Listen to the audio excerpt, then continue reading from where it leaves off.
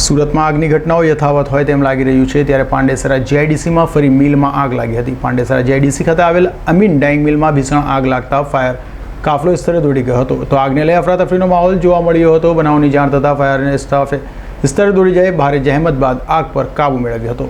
Pandesara GIDC ખાતે આવેલા Amin dying મિલમાં મોડી રાત્રે શોર્ટ સર્કિટને કારણે અચાનક આગ ભભૂકી ઉઠી હતી। પહેલા માળે લાગેલી આગે જોતજોતામાં વિકરાળ સ્વરૂપ ધારણ કરી લેતા અફરાતફરી મચી ગઈ હતી। મિલમાં કામ કરતા કર્મચારીઓ આગ ઓલાવવા માટે પ્રયાસો કર્યા હતા। આગે વિકરાળ સ્વરૂપ ધારણ કરતા જ કર્મચારીઓ બહાર દોડી ગયા હતા। બનાવની જાણ થતાં જ 6 ફાયર સ્ટેશનની 15થી પણ વધુ ગાડીઓ ઘટનાસ્થળે દોડી જવા પામી હતી અને આગ પર કાબુ મેળવવાનો પ્રયાસો હાથ ધર્યા છે। મોડી રાત સુધી ફાયર બ્રિગેડના લાશ્કરો આગ પર ભારે જહેમત બાદ કાબુ મેળવ્યો હતો તો આગમાં લાખોની મતા બળીને રાખ થઈ જવા પામી હતી।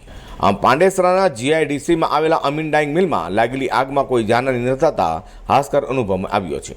અઝર કુરશી સાથે પ્રકાશવાળા,